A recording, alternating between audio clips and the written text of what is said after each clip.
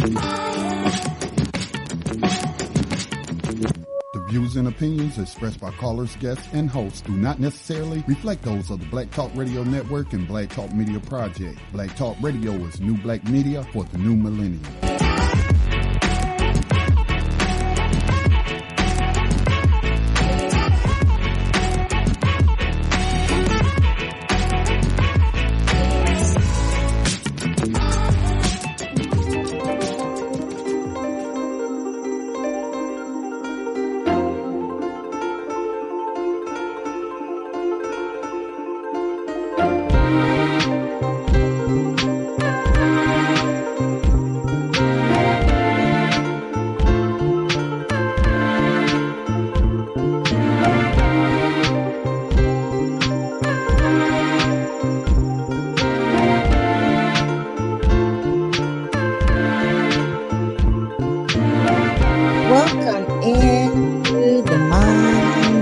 Spirit Radio Show tonight.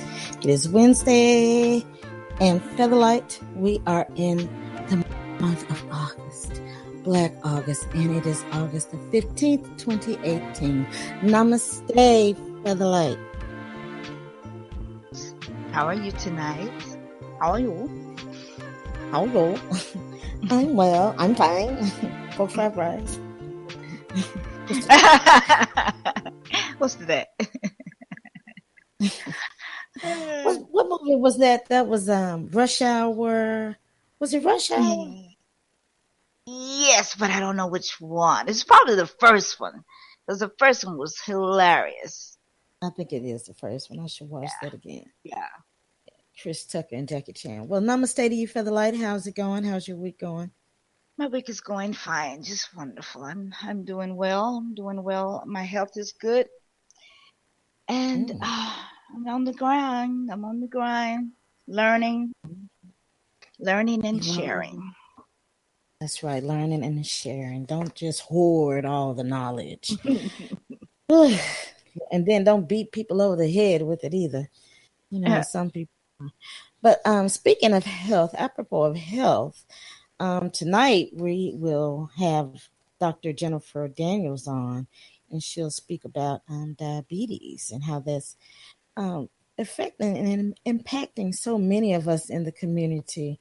I wanted to speak briefly when you mentioned your health as well. I did have the little quick blood tests and all of that they have at these events when they have the health centers out. So my, cholesterol is fine. Blood pressure was a little elevated, but I'll keep practicing these qigongs. Listen, I should have told her, well, my blood pressure elevates when I have to drive into this madness in Houston traffic. So that's probably what it is. But everything was great. Good. And sugar level and all of that. Sugar, all of that. So, yay me. I can't believe it. I just knew they were going to say, listen, we need to send you to the hospital right now. To the horse, not the hospital, but the hospital. Yeah. So I'm surprised they didn't try to put you on some cholesterol pills. They do that sometimes. They'll say, well, your cholesterol is looking good, but it has the potential to be out of place. Yeah. So let's go ahead and put you on some medicine and prevent it from happening. But don't ever get off. Right. I think I want to ask Dr. Daniels. That's one of my questions for her. Like, what is this promotion of the pre-diabetes medication? Just in case. Just in case. And you have to take it for the rest of your life. What the hell? Wait a minute. The rest of your life. Gosh. Yeah, they're trying to keep these clinics in business. You know, I've never seen so many diabetic clinics. It's like the cancer treatment centers. What happened to the cure? What y'all just gave up on letting us know about the cure? You're just gonna keep put that in setting up clinics. That's in a tube. And where is that place where they keep all the vaccinations and Oh gosh, I can't think of the name of it. But anyway, Is it the gosh, Center for Disease Control? Not there? that's yeah, They but keep some serious stuff um, there. so okay, it is Howard says it is the CDC. I was thinking there was Mm-hmm. some other place Mm-hmm. too. Maybe it's something within the CDC. It's another name. Oh, okay. Something. It's like that black site stuff. It's something Mm-hmm. like that. Yeah. Where Yeah. they were keeping like Ebola. They have Mm-hmm. Ebola at the damn CDC with their trifling Mm-hmm. asses. They're just as trifling Mm-hmm. as the Environmental Protection Agency. Oh yes, CDC is serious. It's just a scam. Mm-hmm. Okay. So let me calm down. Yes. Bring it back Woosah. to the Wusa, mind, body, and spirit. Stay tuned tonight because, as we mentioned, Dr. Jennifer Daniels will join us tonight. And for our African spirit, Marcus Garvey, the Honorable Marcus Garvey. So stay tuned. And remember, you can always send in your letters to Mind, Body, Spirit Radio Show at gmail.com. And we will also answer your questions on Tantra. We had our show last week. We spoke about Tantra, relationships, career choices, just what's puzzling you, anything spiritual. Drop us a dime, shoot us an email, and we'll share your letter.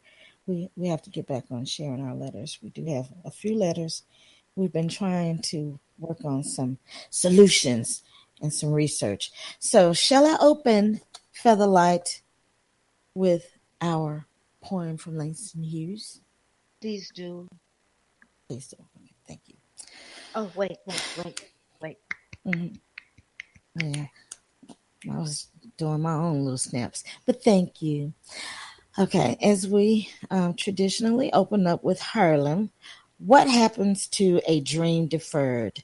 Does it dry up like a raisin in the sun or fester like a sore and then run? Does it stink like rotten meat or crust and sugar over like a syrupy sweet? Maybe it just sags like a heavy load, or does it explode? Langston Hughes. Right. And so we share Harlem, a dream deferred, because we think of those dreams that have been deferred for whatever reason, by whatever means.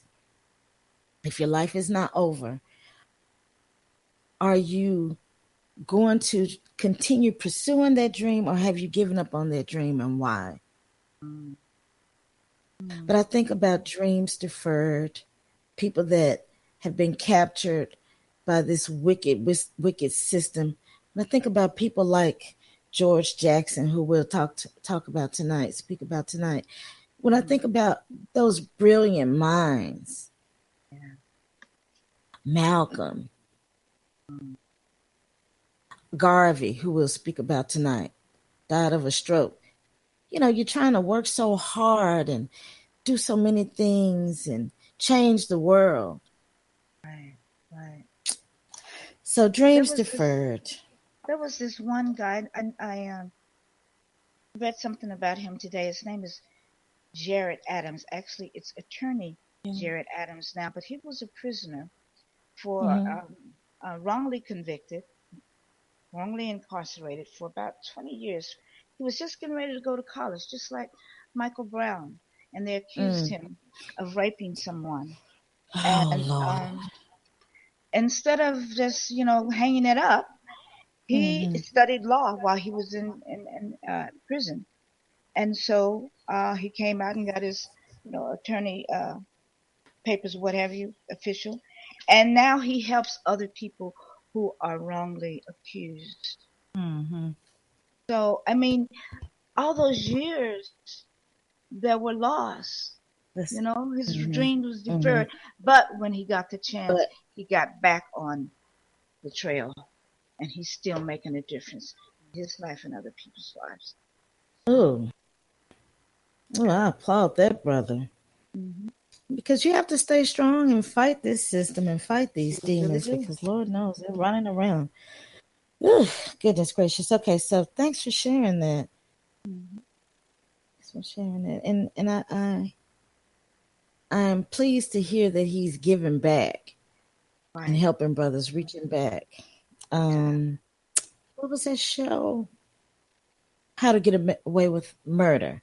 Annalise's character. Annalise, Viola Davis. I call her Viola. I don't even call the lady Annalise. Viola Davis's character, once she was released from jail, she went back to help release some of the other sisters that were wrongly convicted. Mm-hmm. Yes. So I'll share this quote, FeatherLite. I have no desire to take all Black people back to Africa. There are Blacks who are no good here and will likewise be no good there.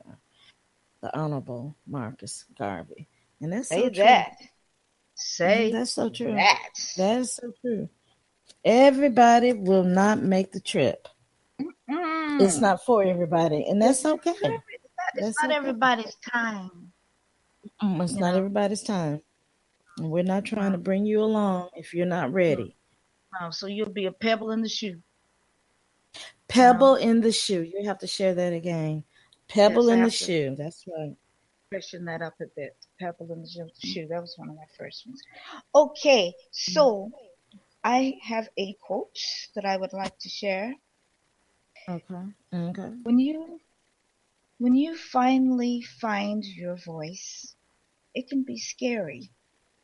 You think no one will love the real you.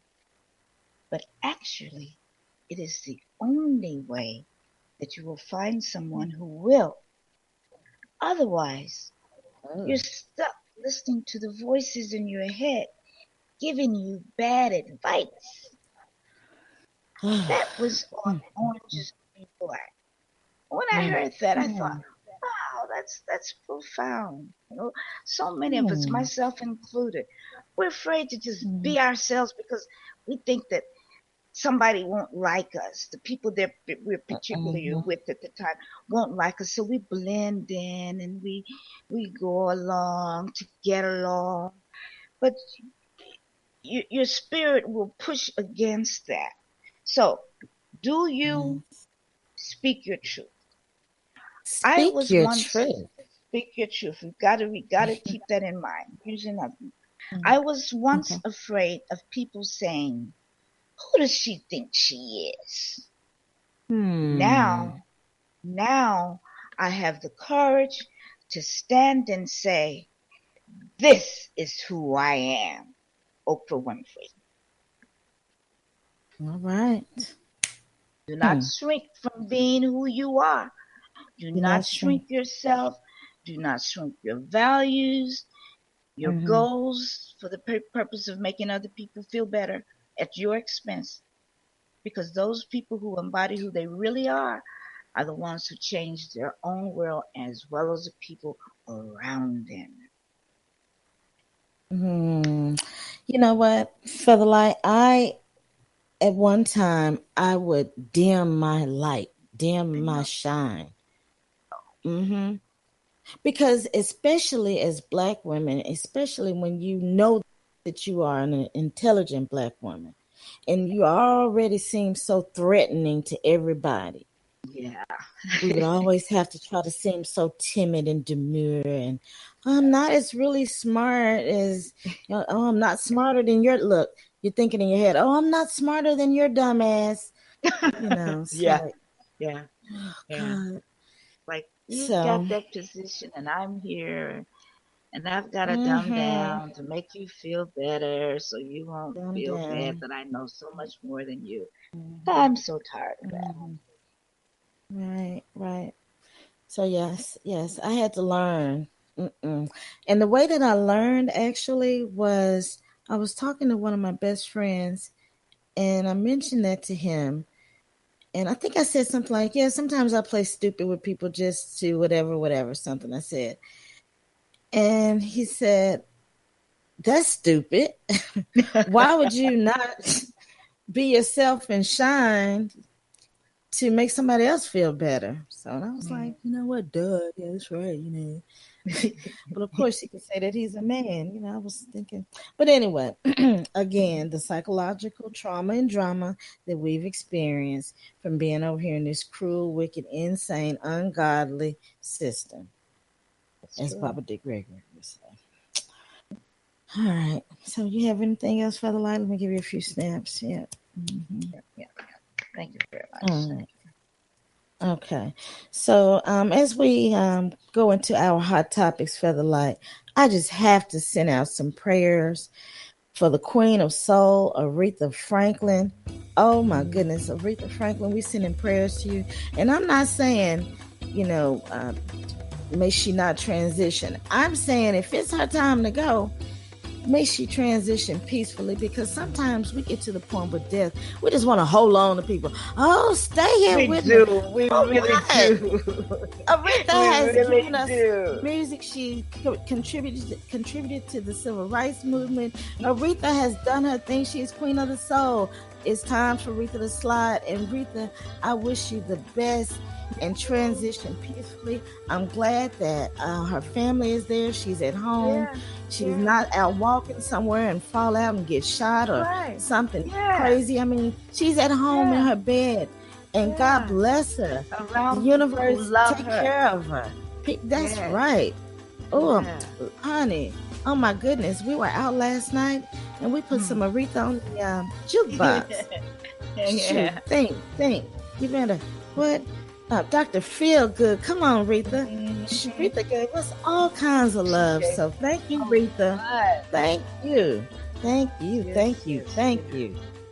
Mm-hmm. Everybody has to go sometime. Yeah, you have to go somewhere else. Sometime. And if it's your time to go, it's your time to go. Just make sure it's your time to go.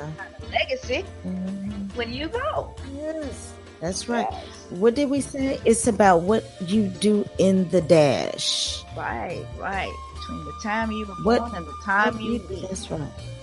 And as Dr. King stated, longevity has its place. Yes, there's no sense in living a long ass life and you don't do anything. You live 100 years and couldn't do what these people accomplished in 33. Right. So anyway, before the age of 40. So anyway, Queen of Soul. I think she has pancreatic cancer, which can be very, very painful. I hear. It's one of the worst ones. It's one of the worst. And she's been holding on. Because she's been ill with that. Yes. So for her to have continued with her strength this long, my goodness, we know Sister Strong, Queen of Soul. Yeah.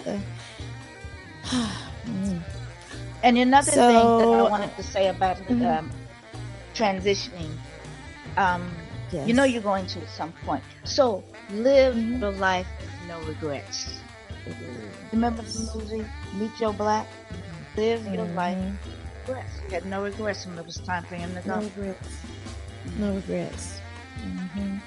Live your life with no regrets. So tonight, as we mentioned, we are honoring the Honorable Marcus Garvey, who was born August 17th. His birthday is coming up. So there are all kinds of celebrations all around the world for Marcus Garvey's birthday. He transitioned June the 10th, 1940 in West Kingston, London, United Kingdom. So we'll talk more about the Honorable Marcus Garvey. Now, FeatherLite, I was so pleased to hear. This is just a little step, though. This is just a step, but people have to fight for this. That crazy, insane man that was always harassing people about the handicapped parking space, like he had on some type of I'm the Mr. Handicap parking space attendant, a police or something. Sheriff, yeah. you the handicapped parking space sheriff. Damn it. Drecka. Where the hell you come from? Drecka. Yeah, what kind of name is that?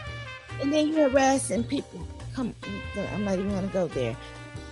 So this was the shooting in Florida with Marquise McLaughlin, and this crazy man, Director, who was always harassing people, that also gave statements to this damn sheriff who wants to play defense attorney in the parking lot of the shooting instead of arresting this Drecka immediately and taking him to jail, even to take his statement and hold him after people have already told you that this man has threatened other people. So thankfully, the darn state's attorney, his ass probably was afraid that he'll be voted out. Like, what was her name over in Chicago?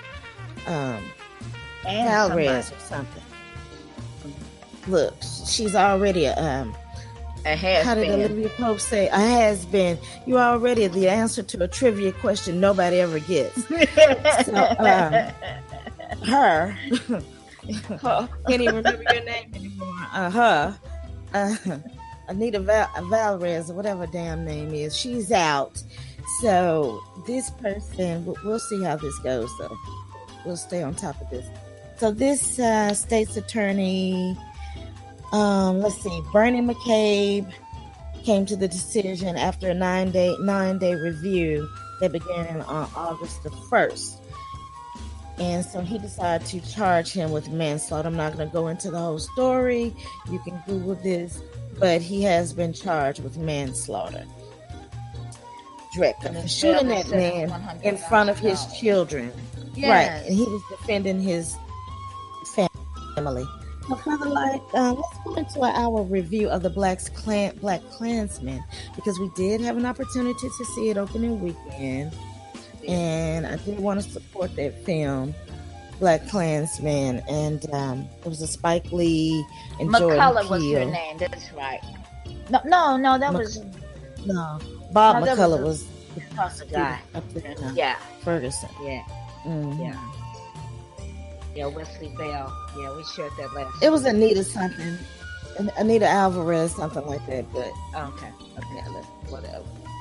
So, would you like to share your thoughts on Black Klansman? I thought it was an excellent film, FeatherLite. I always love Spike Lee's direction and the cinematography, the angles of the film. I'm so into all of that. And then seeing Denzel Washington's son, John Washington, play the part of Ron Stallworth. I thought he really captured that role, and he brought some humor to it. He was pleasant to watch on screen. I thought it was just a great film to me. And the story, I like anything historical. I did too. Mm-hmm. I did too. Give the plot. So, okay, let's see. With the Black Klansman, this is a story about Ron Stallworth who infiltrates the Klan in the 70s. And so, of course, him being black, he has to use his co-worker, who's Jewish, to portray himself when he's meeting up with the Klan. Okay. And so Ron Stallworth, he befriends David Duke, and he said, now the real Ron Stallworth said that he actually did get this picture, have a picture taken with David Duke. And this is a scene, so spoiler alert if you haven't seen it. It's just a scene whereas Ron Stallworth takes the black Ron Stallworth takes a picture with David Duke, and he's like hugging him like, yeah, I got you now in a picture with the black man. Yeah. Oh my goodness. So it was produced by the same team that behind the Academy Award winning movie Get Out. Yeah. And the cinematography, I think, was great. It's by Chase Irvin, the same guy who did Beyonce's Lemonade.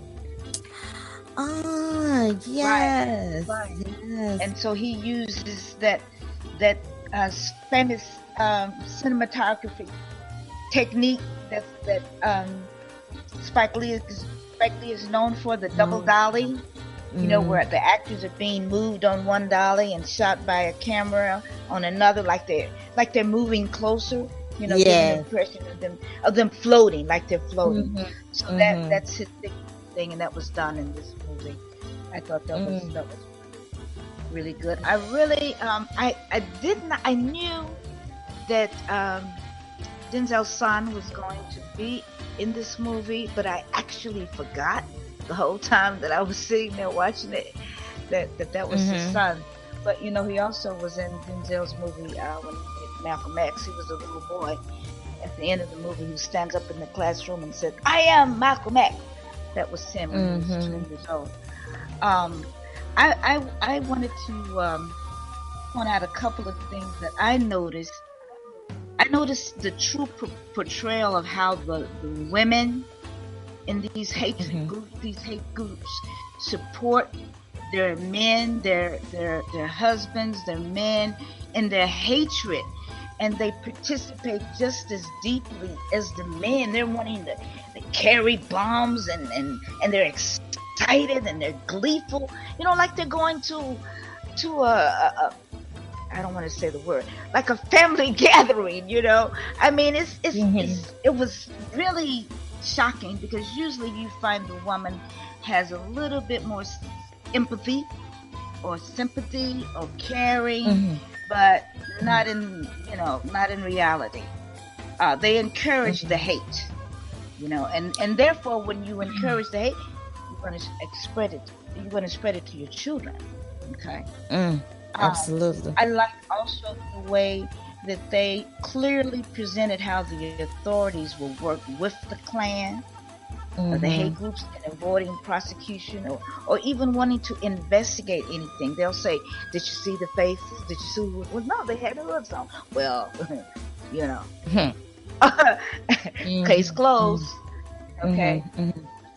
I like that, and then they also showed the effects of the blue wall in the police department. The blue wall. Is it a blue wall or blue? Yeah. The blue wall, and we all bleed blue or some old crap like that. FeatherLite, I wanted to just touch on quickly when you mentioned how the wife, how she was so eager to help and participate in their savagery. Yeah. And I guess I won't give away her assignment, but I just think of like how many women had assignments like that. And then when you think of like how many wives and women were complicit, when we think of how many women have cried rape. What's the lady's name again that cried rape on Emmett Till? When we think of people like that, and the many others, and it still happens today. It still happens. The thing of it is society does not consider the white woman to be a threat. When, I mean, she could be packing a bomb in her purse for all we know. I remember when I was working at dealers part-time, I saw this white chick walk out of the store with the scarf on her neck and the tag dangling. I wasn't about to chase her. But it's like, okay, yeah, we know y'all steal. And she looked just as innocent. Just as innocent. Yeah, but then you tackle us in the store. So, but the Harry Belafonte scene, I absolutely love Harry Belafonte. Harry Belafonte tells the story, but we'll come to that because you were about to share something else. Oh, no. I think that's what I was getting ready to say. I wanted to say something about Harry Belafonte, how powerful his sing was. It was factual. Telling a very compelling scene of oral history. And I want you to tell what it was, but I want to tell about this part of it. It's the fact that he's sitting in the center at the head, and he's an older man, and all these young people are sitting around and they're listening and hanging on his every word as he's telling the story. And that's our ancestry. That's our what am I trying to say? Our culture. Telling the true stories, sharing stories, you know, like continuing the griot tradition. Yes, that's it. Yes, that's what I got aside from the story that he was sharing, you know?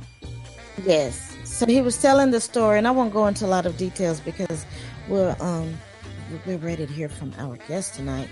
But Harry Belafonte Singh spoke to the horrific lynching of Jesse Washington in 1916, and this happened in Waco, Texas. Waco, Texas is just about 200 miles from here, something like that. Well, anyway, so this lynching took place in Waco, Texas, and the scene of Harry Belafonte sharing this, like he's sharing it with the children at his knee, just listening and hearing, and he's describing what happened and how his body was torn apart and burned. So I would say go see the film if you have not seen it, not because of all that horrific detail of the lynching, but just the story. I love history. I always like to support Spike Lee's films, most of them anyway, and I enjoyed watching it.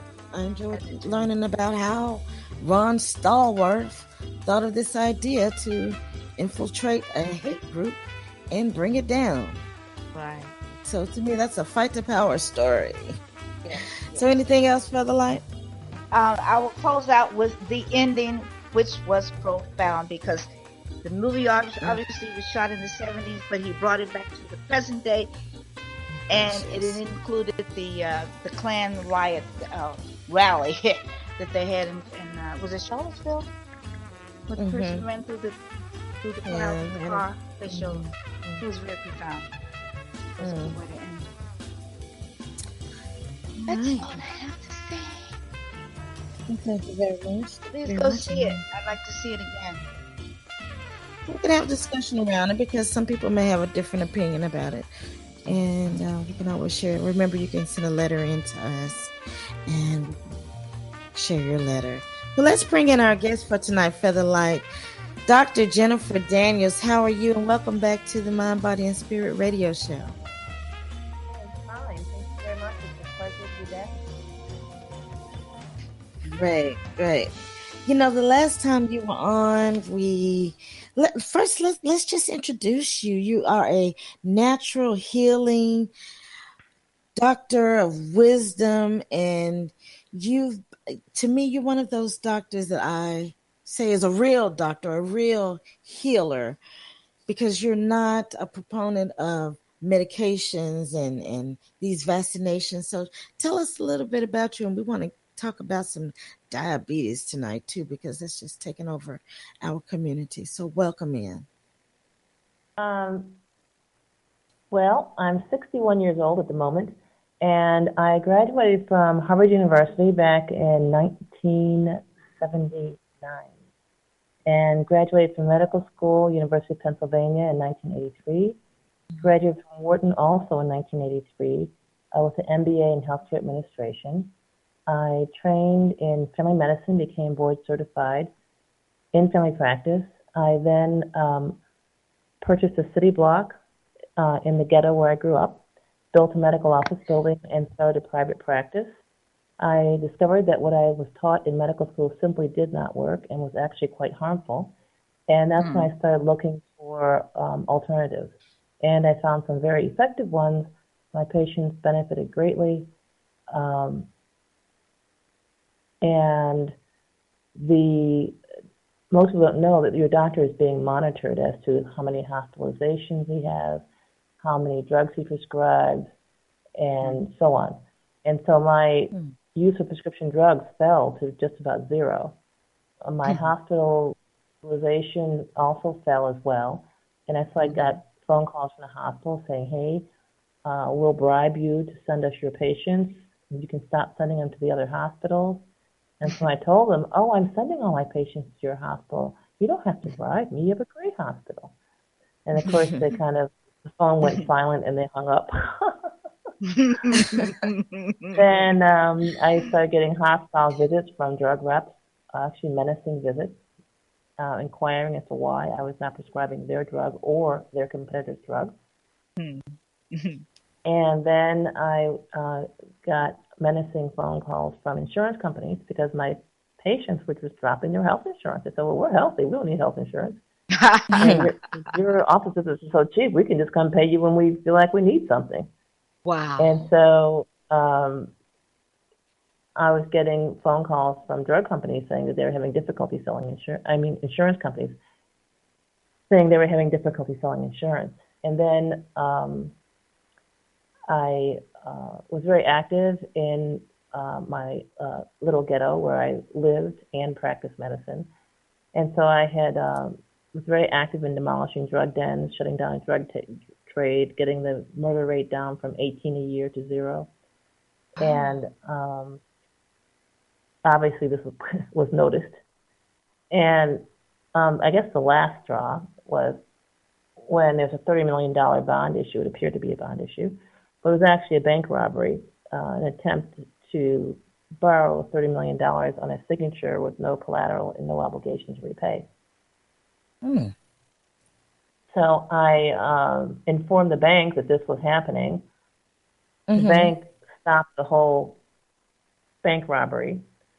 And then I found out that the governor had been bribed to make sure the bank robbery went off without a hitch.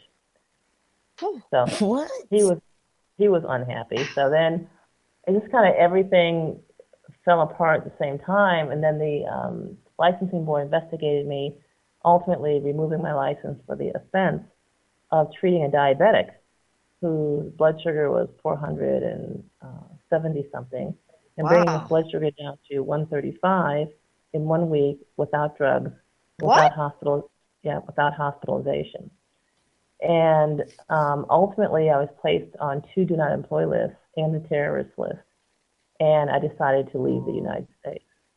Wow. You were placed on the terrorist list. What? Yes, I'm now a known international terrorist. You are an international terrorist because you were healing people within a week. No, we don't know why. We don't know why. They don't have to tell you why you're on the list. And they don't even tell you that you're on the list. You find out when you try to travel or try to do certain things. And they say, whoa, you're a terrorist. You can't do this. You can't do that. I'm like, what? Oh, my God. So I don't know why I'm on the list. I mean, there's a lot of guesses. You could guess it's because maybe I shut down the drug trade, and the government, of course, being behind the drug trade, couldn't sell as many drugs. Maybe it's because I wasn't feeding as much business to the hospitals and drug companies. Maybe it's because of the foiled bank robbery. It's anybody's guess.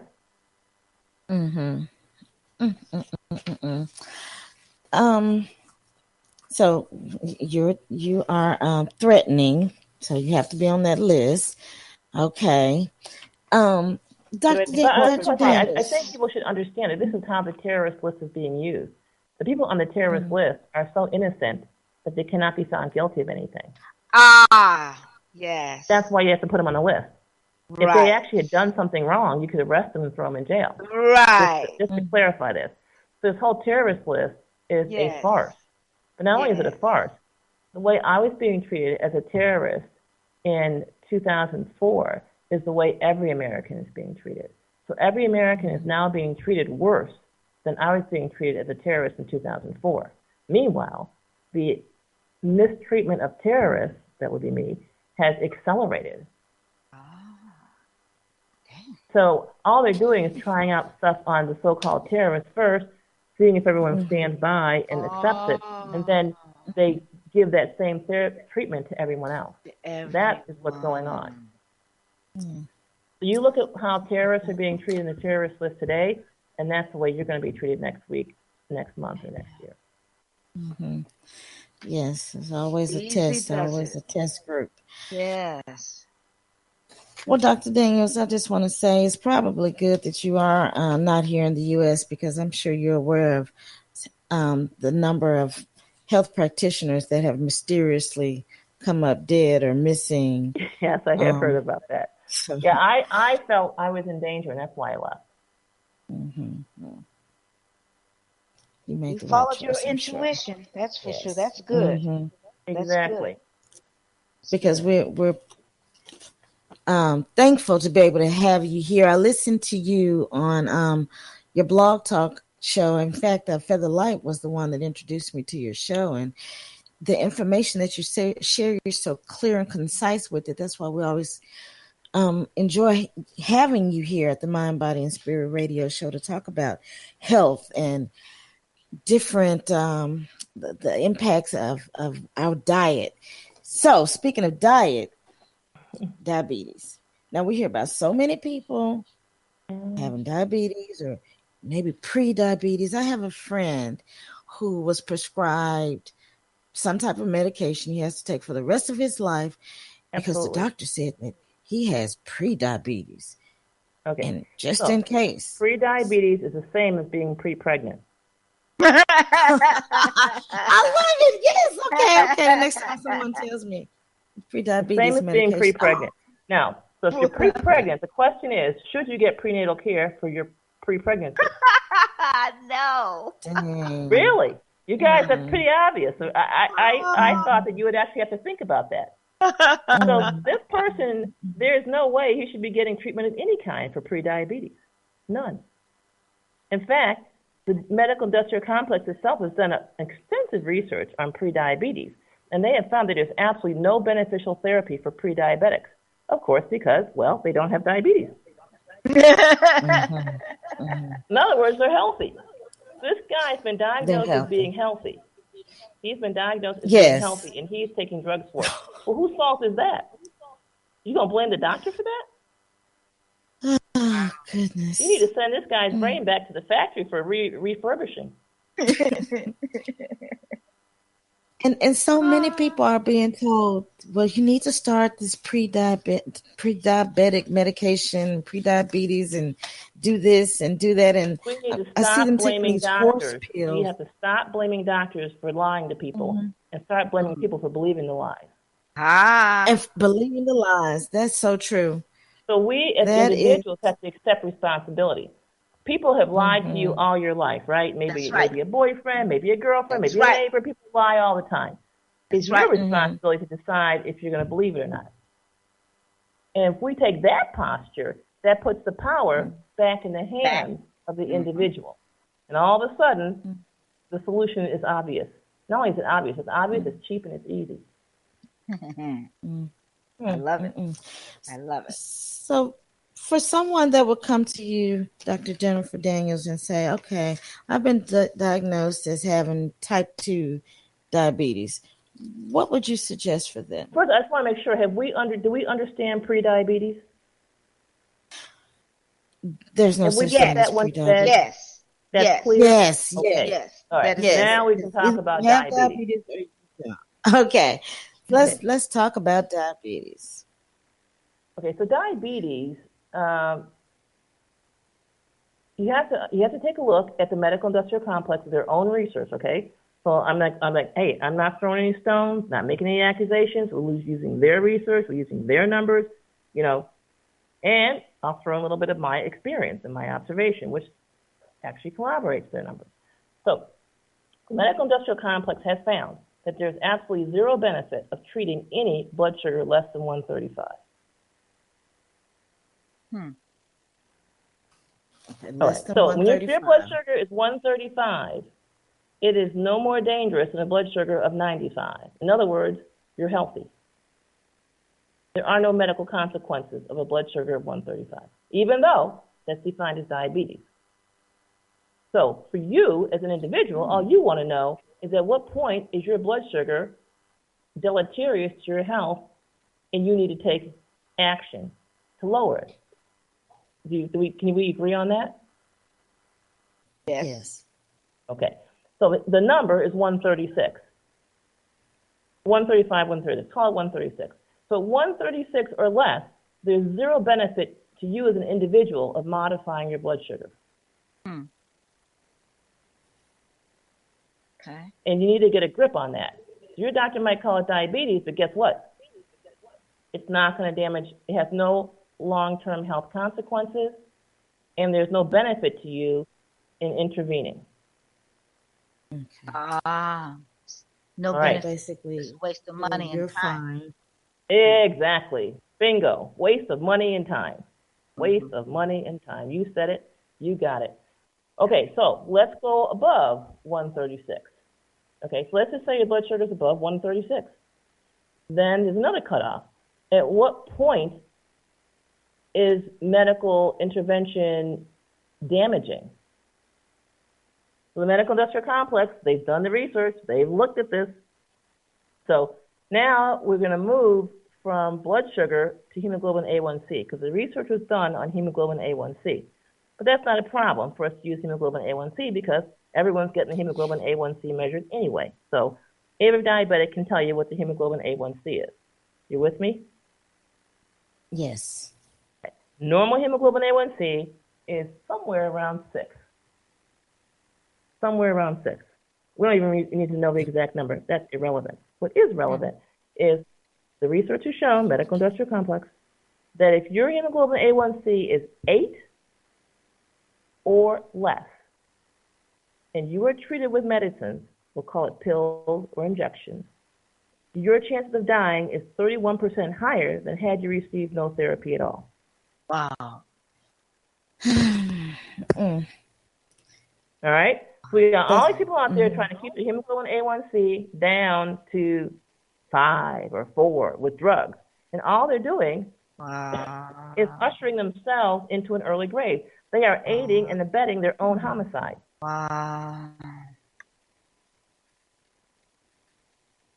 And you have a show actually speaking to the number of deaths due to medication, people being prescribed medication, and like insulin deaths. Oh, that's heartbreaking. So when you die, you're a diabetic, you drop dead. There's 3 things they can call it. Actually, 4 things. They can call it a heart attack, homicide, suicide, accident, or they might call it diabetes. What? Yes. So when you, as a diabetic, take an injection of insulin or take a pill, and your blood sugar goes so low that you die in your sleep, they call it dead in bed syndrome. They don't call it doctor killed them syndrome. Right. They got a fancy name, dead in bed syndrome. You can Google it. I mean, it's a ridiculous name. Dead in bed syndrome. You find a diabetic dead in the morning in their bed. And that's because they took their insulin as directed. All right. So what does the death certificate say? It says, the doctor calls it a heart attack, homicide, suicide, or accident. So the death from accident in diabetics is soaring through the roof. And I said to myself, well, since when are diabetics all slipping on a banana peel and breaking their neck? Right? Am I right? Are they climbing ladders and falling off? Are they mountain climbing and falling into the abyss? So I looked it up and found out these so-called accidents were diabetics taking their medication as recommended. Their blood sugar goes too low and they die. It's called an accident because the diabetic did not intend to die, but did take the medicine. How's that for hair splitting? At no point is the doctor, so for diabetics, all these medication-related deaths are being concealed by being classified as accident, suicide. Oh, the diabetic was depressed. I have not met a depressed diabetic in my life. In fact, I think a lot more diabetics need to be depressed over their diabetes and get up and do something about it. But they are the most cheerful lot I've ever met. Oh, I've got diabetes. Yeah, just give myself an injection. I'm living with a chronic disease. I have my special diabetic processed food that my doctor recommended. My diabetes is getting worse every day. But I'm working on it. I mean, they are so cheerful. They are so cheerful. I can't even kick them in the butt and motivate them to do something that's actually going to cure them because they're so excited about being diabetic. Oh, wow. So when I read that the suicide rate in diabetics is through the roof, I'm like, what? What diabetics are they talking about? So I had to look it up.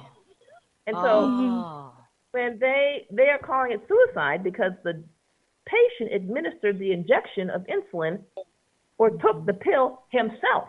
So it makes suicide because he was the proximal cause of his own death. Never mind, the doctor gave him the instructions as to how to, manage his medicine.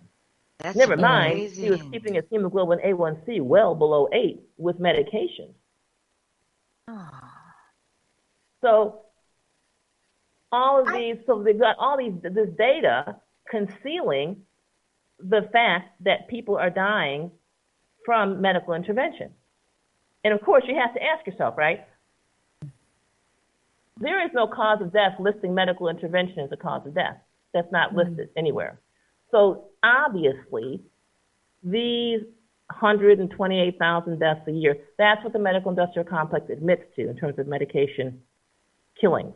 Now, they call it an error because when the doctor administered the drug, he did not intend for the person to die at that time. So it's called an error. Never mind, the doctor gave the correct dose to the correct patient at the correct concentration, duration, and frequency for the correct diagnosis. They call it an error. Again, that throws you off, so you don't understand that the doctor did everything right. If you haul him into court, he would be, you could not get a malpractice judgment because he did everything as he was trained to do. Oh. But they classified it as an error, giving you the false impression that these deaths could be prevented if only the doctor was better trained. In fact, it's just the opposite. If he was better trained, there would be even more deaths. Wow. This is amazing. Racket. Death Yeah, but medicine. it's not racial, because white people who are diabetic are subject to the exact same thing, just by the way. And so when you get into this whole race thing, you miss the whole point. So let's just say you think it's racial. You think it's racial, you're like, wait a minute, this is I'm being discriminated because I want the same care the white folks get. They're like, oh yeah, come right to say we did that to you. Sure, here, have a seat here. Go from kill line A to kill line B. I had my grandmother retired as a nurse, and she would tell us that there were certain doctors that the nurses would call these doctors Dr. Death. And they would always say, his patients, they come in, hey, how you doing? Oh, yeah, I'm just coming in to have ear surgery. They come out and go downstairs to the morgue. Now, she will also tell you that these doctors practiced, and they were never restricted. They didn't get their license taken away. They weren't put on a terrorist list. They weren't put on do not employ list. Why? Because they were doing exactly what they're supposed to do. In fact, those doctors were the hospital's favorite doctors. Why? Because they generated the greatest amount of revenue. So explain how they generate the most revenue. Is it through the surgeries? I mean, but if the patient is dying, so how does that? No. This is really cute. Yes. So what they do is they recommend a drug to the patient that's deadly. The patient gets admitted for complications of that drug. A competent or more caring doctor would not even prescribe the drug because the last patient got admitted as a complication of that drug. So in my practice, if I got a phone call after 10 p.m. about a drug side effect or what I perceive to be a drug side effect, I would never, ever prescribe that drug again because I wanted to get sleep. Because you wanted to what? I wanted to get my sleep. I didn't want people waking me up at night. Okay. Yeah. But this saved my patients' lives. So as soon as they got a side effect from a drug, and they call me, let's say in the evening, interrupting my dinner or waking me up at night, I said, stop that drug immediately. We'll see you in the office in the morning.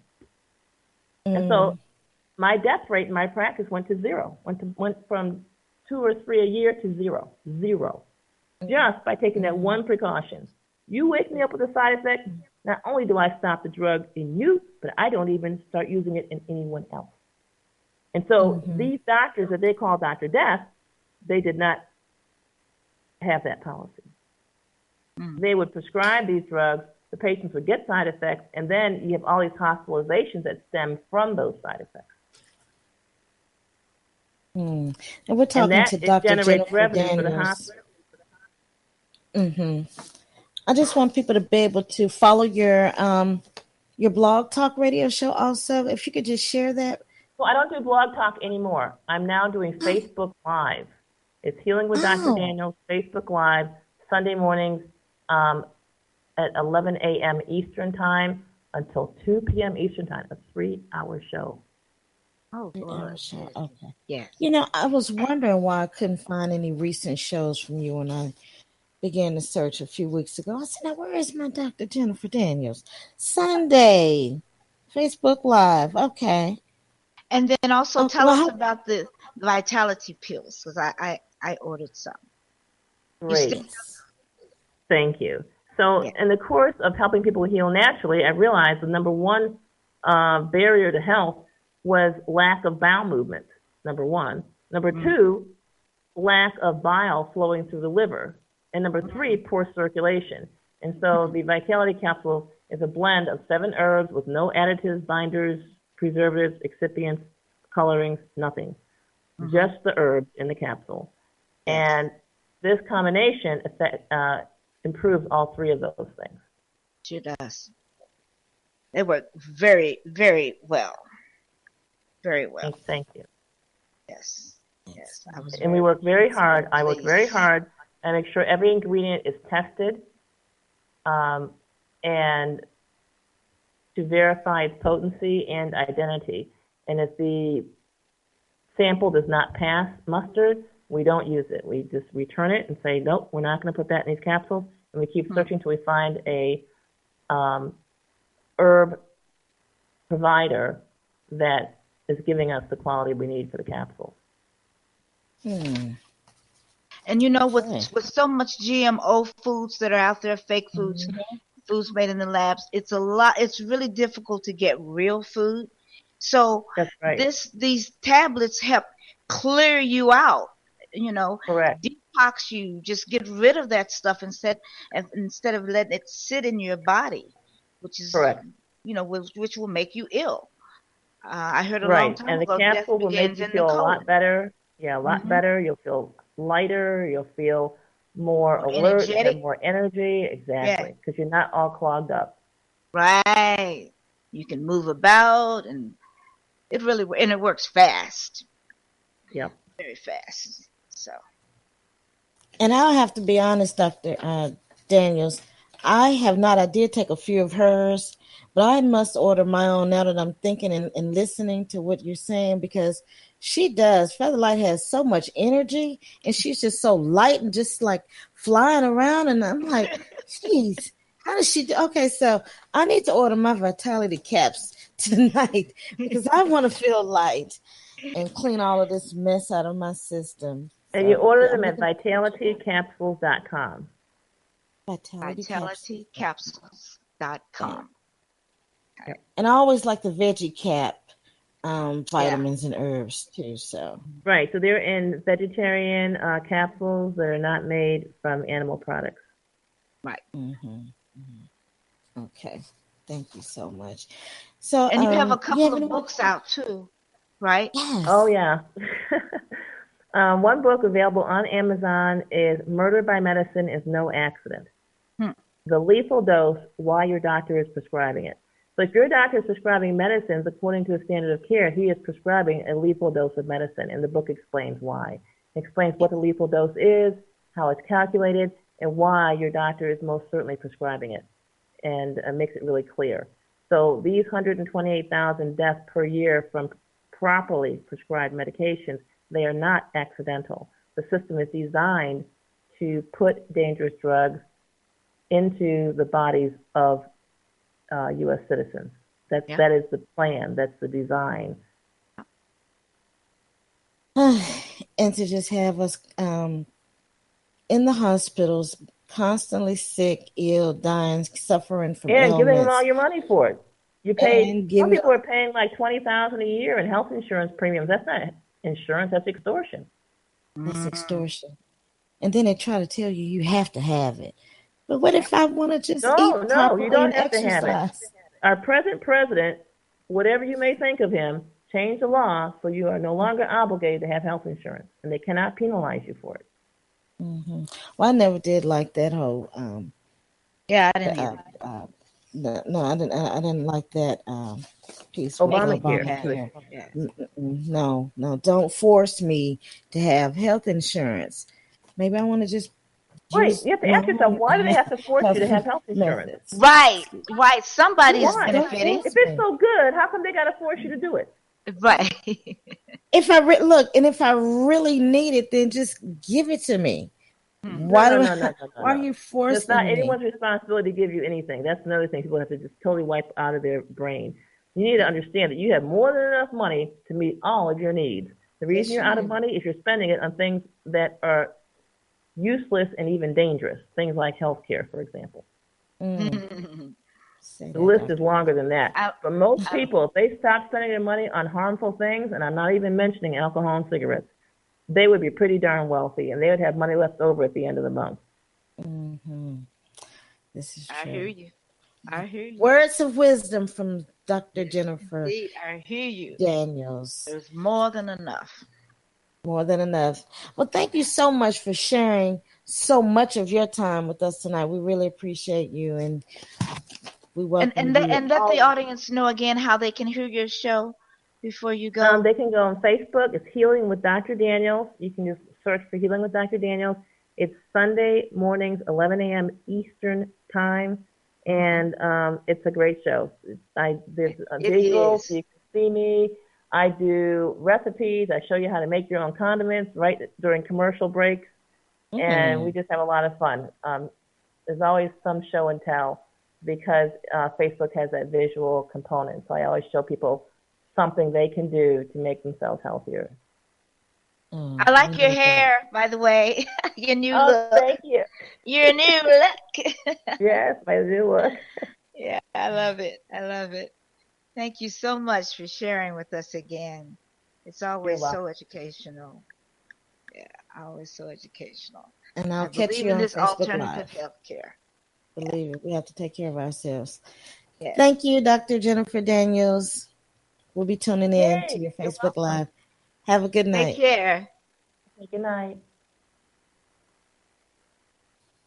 And that was Dr. Jennifer Daniels, and I will certainly tune in to her Facebook Live because I love listening to her shows. And I was looking, I said, I can't find like a recent show. I was like, I listened to this. I heard this one. I heard this one.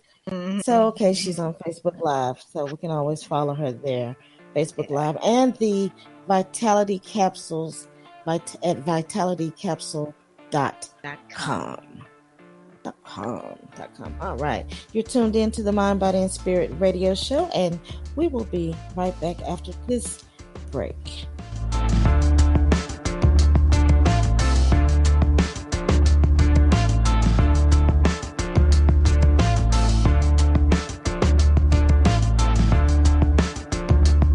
You are tuned in to the Black Talk Radio Network. For podcasts and live program scheduling, visit us on the web at blacktalkradionetwork.com.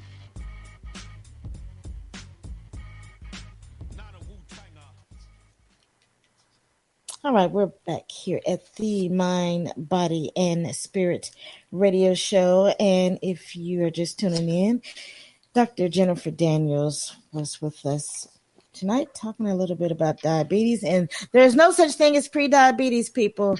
So I'm going to call my friend and say, look, I have confirmation. Okay. Yes. The good doctor said there's no such thing. Pre-diabetes is like being pre-pregnant. What did she say? Pre-pregnancy. Pre-pregnant. I love it. Just put it where the ghost can get it, Dr. Jennifer Daniels.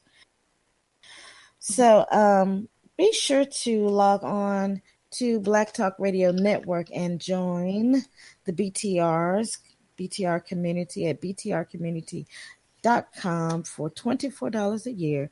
You can join the social media experience. If you're into social media, be sure to join BTR by simply going on to Black Talk Radio Network. And you can also join the Mind, Body, and Spirit radio show group. And we have postings of our challenges, some of the topics that we share on the shows, continued conversations, and discussions. All right. So, and don't forget to donate. Hey, FeatherLite. Yes. Did you want to share anything else about a review of the Black Klansman? Because I know we were trying to wrap it up to bring Dr. Daniels in. Is there anything else that you want to share? Let me see. I talked about did we talk about the police, the scene about we did hit on that about the blue wall and the police brutality, how they felt that they had perfect right to just stop and frisk and fondle women. God, yes. Fondle men too. I'm sure they fondle men too. Yeah. Well, let me just say something. In terms of the fondling women, yes, we know that they still fondle women, and not only fondle, they rape them. Remember that nasty, disgusting police officer, so-called police officer, cop, Daniel Halsworth, raping all of those women, like what, 50-something women? Yeah, and then remember Eric Gardner. That's what Eric Gardner was right. That's what Eric Gardner had filed a complaint about with that police department. What is it? Staten Island. They call it Satan Island. He had filed a complaint because they were always grabbing on the black men's testicles. Yeah. And remember when that cop grabbed that little 14-year-old boy testicles? So they still are doing the same damage and harm and terroristic acts as they were then. And that's what I like about the movie, because you didn't have to speak it out. Spike and the other brother, I'm sorry, I can't call his name right now, but Spike and the other brother, they were able to give us the visual contrast of that at the end of the film. Like, this was happening in the 70s, and this is 2018. Hello. Even though in the film speaks to how, I guess it's the sergeant, he says, oh, well, we're shutting this operation down because there's no longer a credible or visible threat. So we don't need to investigate this terrorist group referencing the KKK.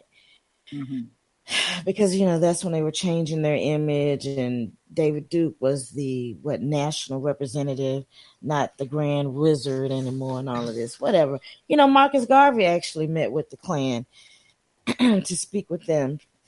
So he certainly did. Hey, lady. That's what the record states. Yes. Yes. Wow, you just mentioned that Marcus Garvey meeting with the Klan. That wasn't no good thing, though.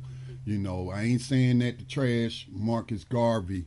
We're all human beings. We all make mistakes. We're flawed. None of us are perfect.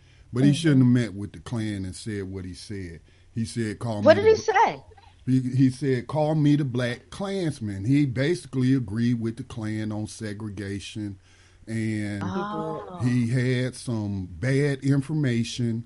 He wasn't up on African American history.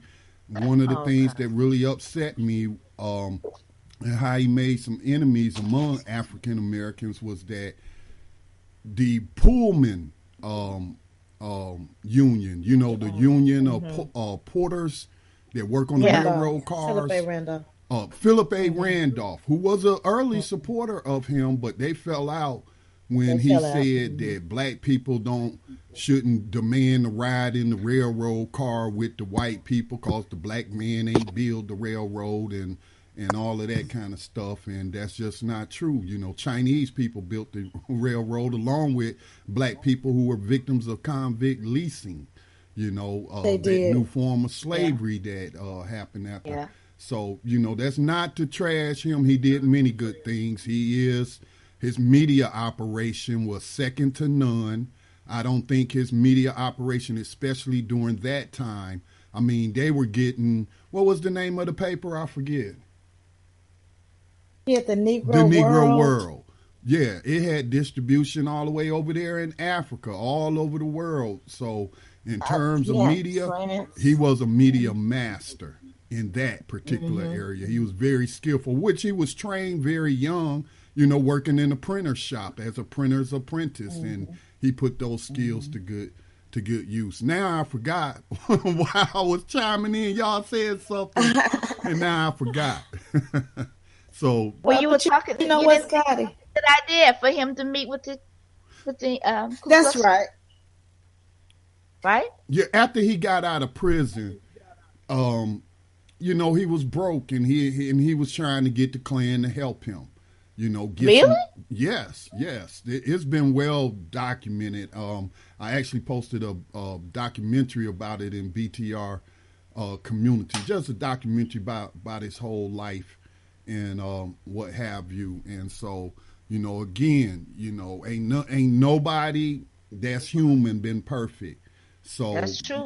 we had to take the good with the bad, That's but true. that really disappointed me when I read that about meeting with the Klan. And the only reason I mention that is because somebody brought it up on a video that was posted by one of our members on Black Talk Radio Network, and this guy from the Nation of Islam was talking about the Klan rally and all the people that turned out against the Klan, up there in Washington, D.C. But then he was saying that, there's videos out there about Elijah Muhammad meeting with the Klan, and he was saying, don't believe that. But, Malcolm X, I had actually shared a cable from Malcolm X where he was saying to Martin Luther King, no, he actually wrote the neo-Nazi guy, I forget his name, but they were threatening Dr. King, and Malcolm X said, if anybody do anything, I'm paraphrasing, if anybody do anything, any harm come to Dr. King or any other black person who's only doing what's right and fighting for their rights, that you're going to have me to deal with and people like me who don't believe in turning the other cheek. He said, I'm no longer restrained by Elijah Muhammad in dealing with you. I was about to say crackers, but that's not what he said. Oh my goodness. All right. Brother Otis, Brother Otis says purity can be the enemy of progress. Purity.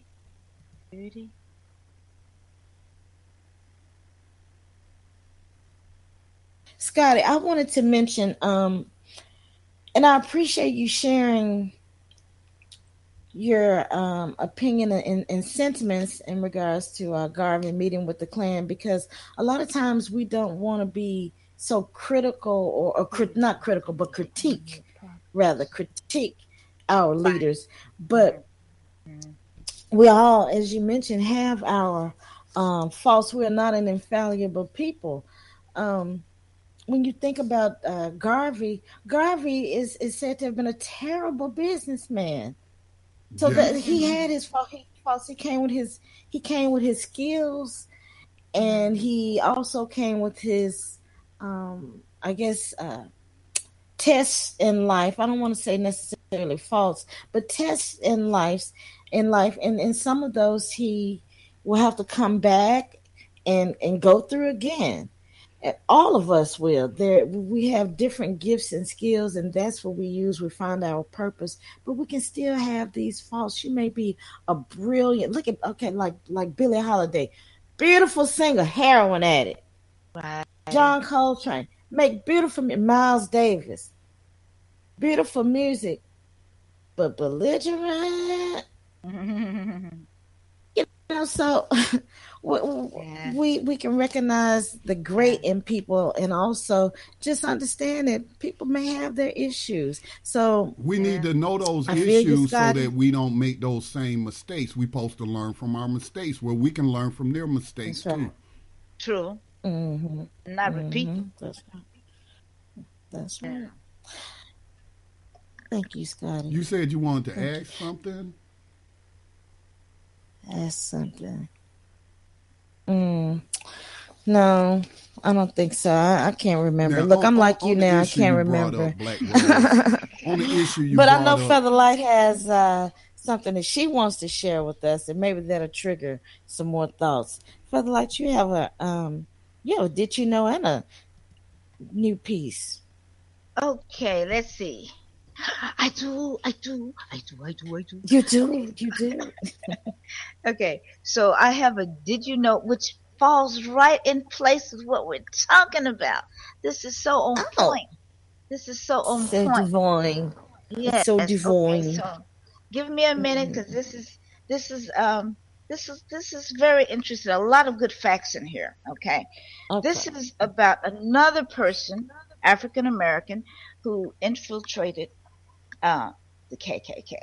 Walter Francis White was an African American civil rights activist who led the NAACP for almost a quarter of a century from 1931 to 1955. He was succeeded by Roy Wilkins. White was recruited by the NAACP as an investigator in 1982. Due to his appearance, which he had blonde hair and blue eyes and had a southern drawl, he was tasked with securing information on lynchings in the South by the KKK and other white hate groups. After correspondence between him and Edward Young Clark, who was the leader of the KKK, Clark tried to interest White in joining his group. White declined, fearing he would be at risk of his life if his true identity was discovered. White could pass easily and talk to whites as one of them, but he embraced his African heritage and could talk to blacks as one of them as well. White was the fourth of 7 children born in Atlanta, Georgia, to George W. White and Madeline Harrison White. Among the new middle-class blacks, also called the Talented 10. George and Madeline were both born into slavery. They ensured that Walter and each of their children got an education. George was of mixed race with African and European ancestry on both sides, but White had features showing the latter. Of his 32 great-great-great-grandparents, only 5 were black, and the other 27 were white. All members of his immediate family had fair skin, and his mother, Madeline, was also blue-eyed and blonde. Now, check this. The oral history of his mother's family is that her maternal grandparents were Dilcia, a slave concubine, and her master, William Henry Harrison. Harrison had 6 children with Dilcia and much later was elected the 9th president of the United States. He served 31 days and died of pneumonia. Madeline's mother, Marie Harrison, was one of Dilcia's daughters by Harrison, the president. Marie was also a concubine to a very wealthy man named Augustus Ware. Now, Walter White was said to be a master of disguise from his hiring in 1918 through 1927.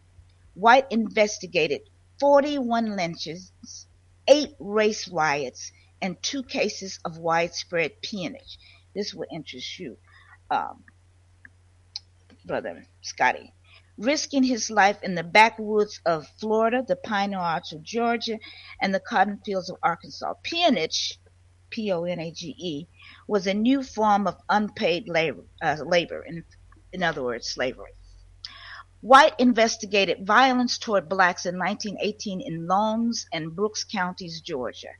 He stated in his book, which was A Man Called White, that the worst case was when this is in quotes, a pregnant black woman was tied to a tree and burned alive, after which the mob split her open and her child was still alive, was thrown to the ground and stomped by some of the members.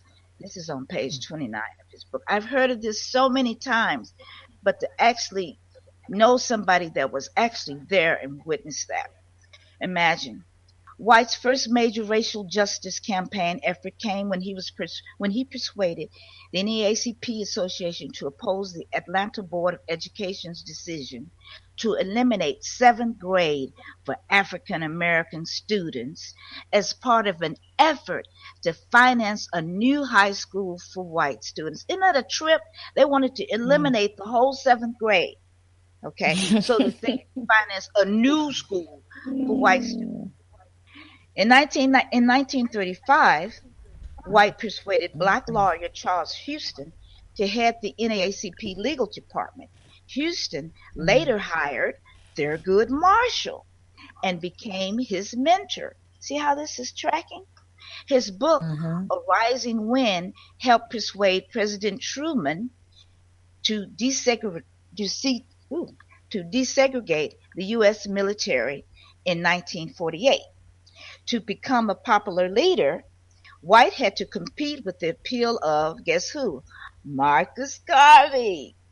He learned to display a skillful verbal dexterity. Listening to him. Roy Wilkins, his successor at NAACP, stated White was one of the best talkers I've ever known. White's first major struggle as leader of the NAACP centered on the Scottsboro trial in 1934. Well, it was a case that tested the competition between the NAACP and the American Communist Party to represent the black community.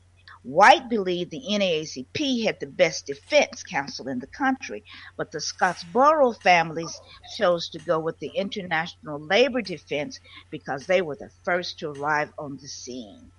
Lastly, learning his identity was discovered. White was in Phillips County briefly before taking the first train back to Little Rock for safety. He had to get the hell out of Dodge. Yes. The conductor told him that he was leaving just when the fun is going to start, quote unquote, because they had found out that there was a, quote, damn yellow nigger down here passing for white, and the boys are going to get him. That's on page 7. Asked what they would do to him, the conductor told White, quote, when they get through with him, he won't be passing for white no more, on page 17. High yellow was a term used at the time to blacks of mixed racial descent and invisible European features. Sources, the autobiography of Walter White, 1893 to 1955, A Man Called White, and the blackpast.org Wikipedia.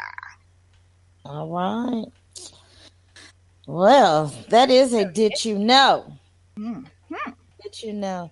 I've read some accounts of Walter White having to escape, run away from a lynching like Ida B. Wells. In fact, I think it was in one of her books. Maybe it may have been her biography or the Red Record. But anyway, in the Scottsboro case that was from 1931 to 1937. Okay. 31. I couldn't read. I think Ron Hurd gives a good discussion, a detailed discussion on the Scottsboro boys trial. Again, trying to hem some young people up, locking us up as captives and enslaved. So thank you, FeatherLite, for sharing that information. Quite welcome. Now I have something new I'd like to share. Usually I have what's called a spoken word. Okay. Basically, there were just things that I wrote down and, made a little rhythm to it, poetic, what have you. But this is something different. These are just thoughts. It's not poetic. It doesn't have a rhyme or rhythm to it. But these are just thoughts that I had that I wanted to share. And I call it thoughts out loud. Sometimes you have thoughts you share it with somebody. Somebody may feel the same way, or they may say, now that's interesting. So this is what I'm going to call this, thoughts out loud. And if you have some thoughts out loud that you would like to share with us here on the Mind, Body, Spirit Radio Show, feel free to call in and share your thoughts out loud, which I will dub TOL. Okay, so this is my TOL for today.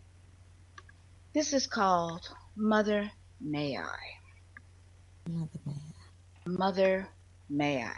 I had this title back last year sometime, but I just couldn't find the exact words for it until recently, and you'll see why. Okay, Mother May I. Oh yeah, I do need some snaps. Okay. I was wondering with the TOL, do we snap? Okay. Well, that's cool. That's cool. You don't really have to, but that's cool. But I think I would like to snap for your TOL because I know you're getting ready to come with something profound. So okay. So, Mother May I was a popular childhood game we played outside with about a dozen or more children and one leader out front. Some of you baby boomers will remember this. Usually in a large field.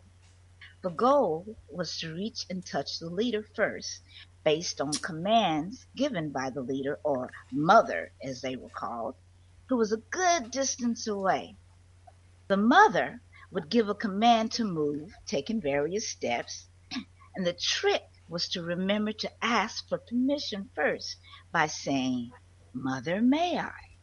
For instance, during the course of the game, the leader would say, "Jackie, take one giant step, one baby step, and 3 hops." Jackie would then say, "Mother, may I?" before making a move. Now, if Jackie proceeded to move without saying, "Mother, may I?"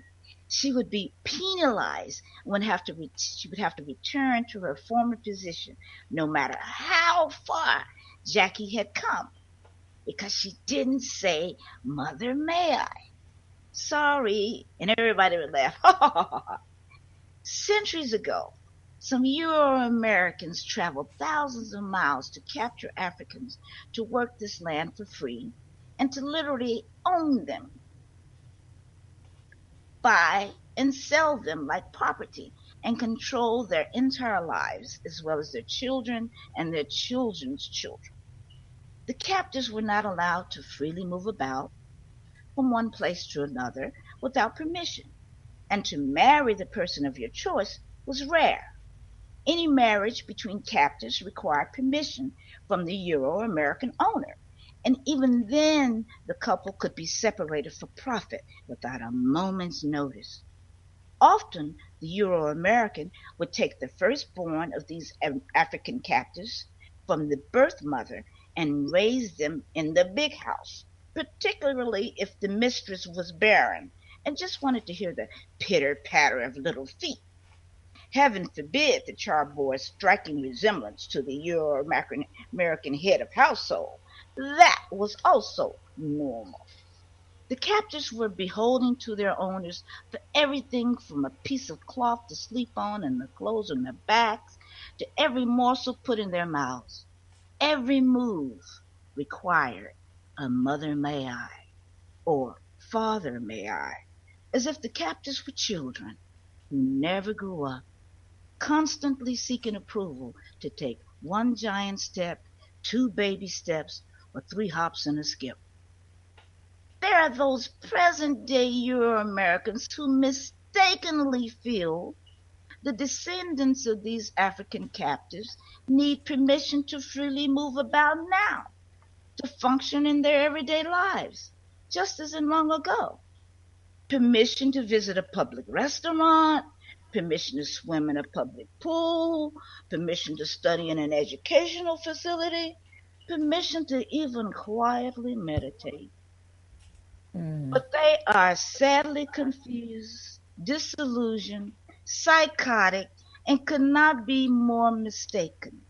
We, as African descendants of kings and queens, no longer need to seek permission to make a move in any direction.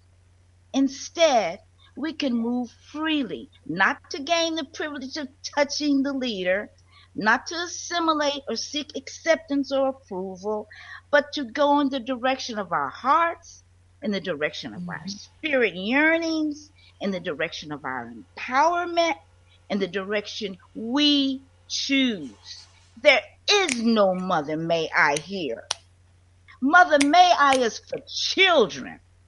We are melanin-rich, exquisitely designed, magnificently talented human beings who have the right to take a giant steps, 2 or 3 if we like, and there is no Mother May I coming.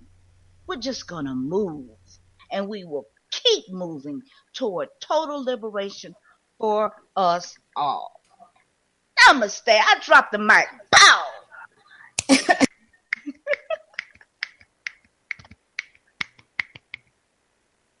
Namaste.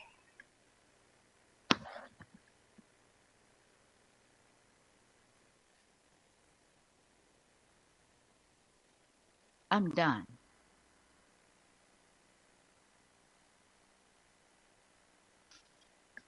Is it time for our break?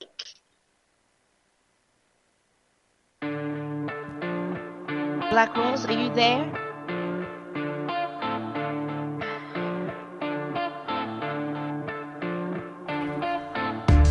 Oh, she dropped off the board. She'll have to call back in.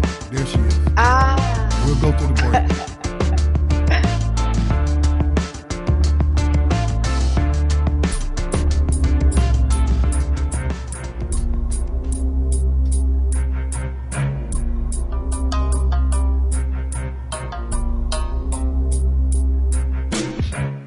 You are tuned in to the Black Talk Radio Network.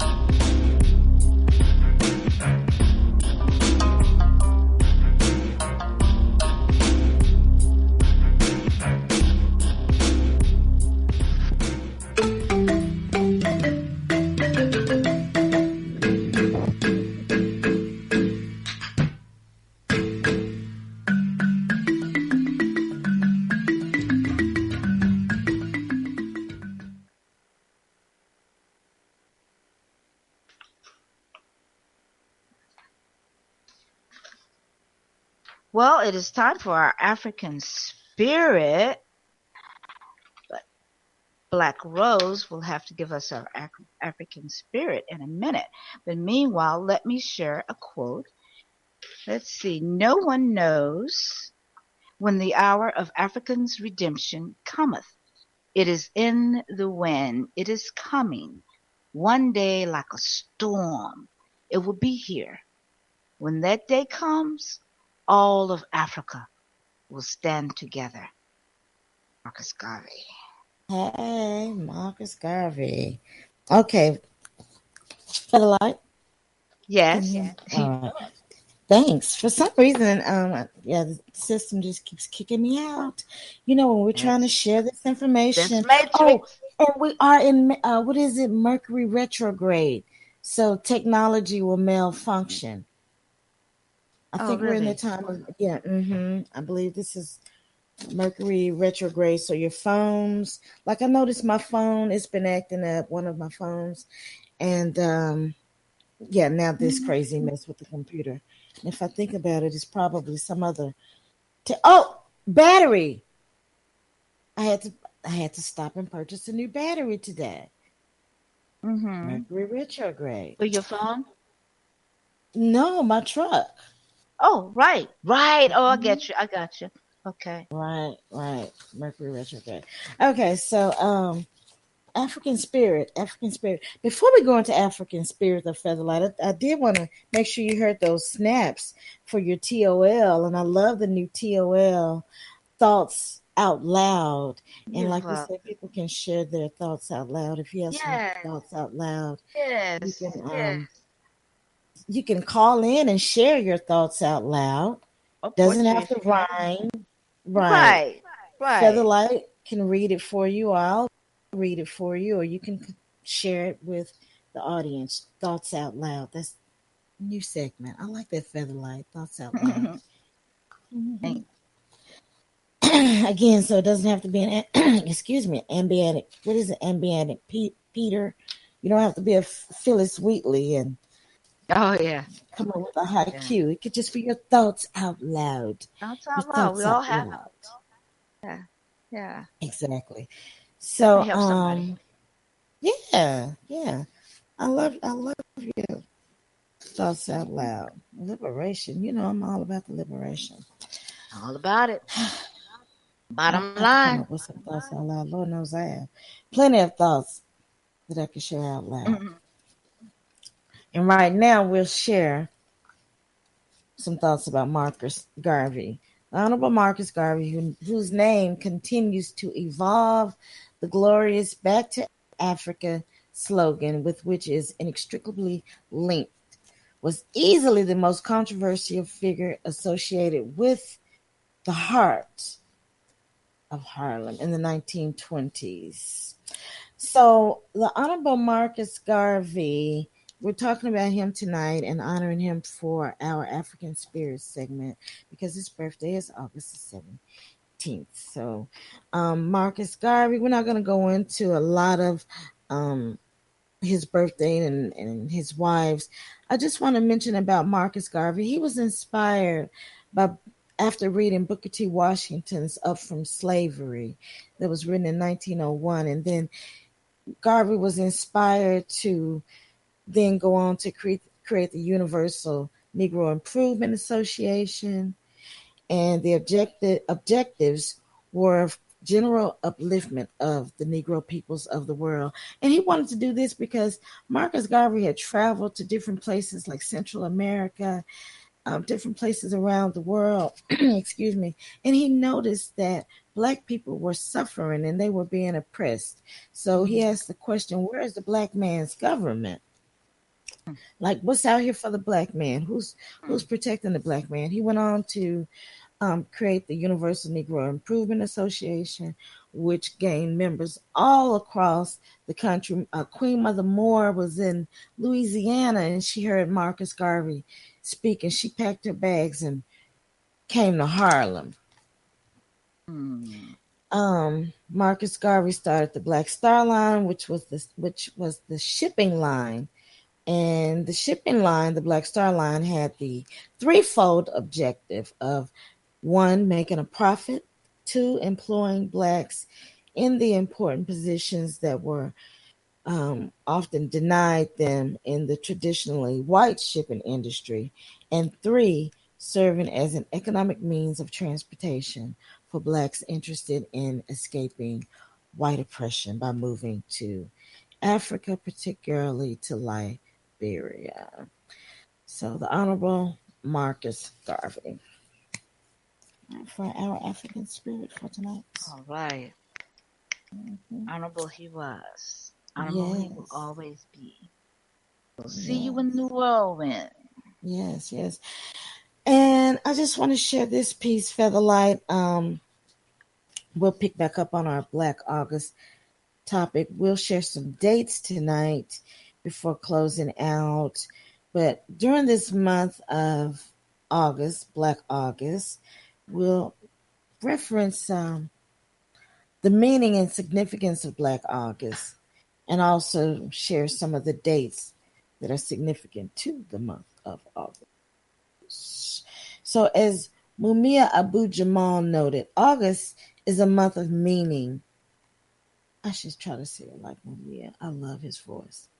Of repression and radical resistance, of injustice and divine justice, of repression and righteous rebellion, of individual and collective efforts to free the slaves and break the chains that bind us.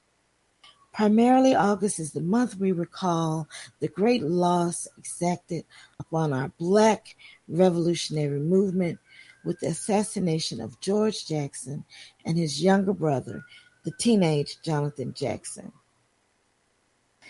Jonathan Jackson was martyred when he led the August 7th rebellion at the courthouse, which we spoke of last week. George was martyred a year later, August 21st. So let me see. Let me get my dates. FeatherLite. We want to share some of the significant dates of the month of August related to Black August. Let me get my notes here. All right. So there's so many events, historical events that occurred in the month of August. One is August 20th, 1619. This is one of the dates that is said that the firstborn African captives were brought to England's North American colony of Jamestown, Virginia. But as we mentioned, we know that we were travelers. We were nomadic people. We traveled all around the world as African people, and that's how the lands became populated. All right, and the next one, FeatherLite. Okay. August 16th, Charlestown, South Carolina. Rebellious African slaves known as Maroons engaged British military forces in bloody battle, defending their camp, which was a haven to fugitive slaves. Oh, you know what? I think Scotty thought of his question that he had. My apologies, Scotty. Are you still there, Scotty? You go ahead. Do you recall your question? No, you can go ahead. Okay, my apologies. All right, August 30th, 1800. Day set for launching Gabriel Prosper's revolt. On this day, over 1,000 armed slaves, enslaved people, gathered to endeavor to secure their liberty, as FeatherLite just mentioned in her TOL. However, bad weather forced them to postpone the revolt, and the betrayal ultimately led to the crushing of their physical forces. The Haitian Revolution was a successful anti-slavery and anti-colonial insurrection by self-liberated slaves against French colonial rule in Saint Dominique, now the sovereign nation of Haiti. Dates August 21st, 1791 through January 1st, 1804. All right, 1804. And I wonder how many people have seen the 1804 documentary by Tariq Nasheed. August 21st, 1831, slave revolt launched under the leadership of Nat Turner, which lasted 4 days and resulted in 51 slaveholders and their loved ones being subjected to Revolutionary People's Justice. Oh, I like that title. Revolutionary People's Justice. People's Justice. All All right. right. And then in August of 1811, there was another slave rebellion. This is an interesting one, FeatherLite. This was near New Orleans. The records were sealed about this rebellion until 2011. Really? Rebellion happened in 1811. Records sealed until 2011. This was led by a revolutionary named Charles. There were 1,500 enslaved captives from 10 plantations. They rose up in rebellion, and these captives fought off 3 militias. They lost, and this is the rebellion when people speak about how the heads of the leaders were placed on the post. Oh, yeah. All along the highway going into New Orleans. So this was 1811. Yeah. Much of the details were sealed. Okay. Right. August 29th, 1841. There was a street skirmish that took place in Cincinnati between African and Euro-American, wherein for 5 days Africans waged valiant struggle in defense of their women, children, and property against brutal racist terror campaigns. And then, let's see, this will be the last one we'll share for tonight. In August 1854, delegates from 11 states met in Cleveland at the National Immigration Convention of the Colored People to advance the position that an independent land-based nation be set up for the absorption of captive Africans in Babylon who wanted to return to Afrique. So we'll pick back up on some of these dates, on more of the dates throughout the month of August, because there's quite a few dates. FeatherLite. Yes.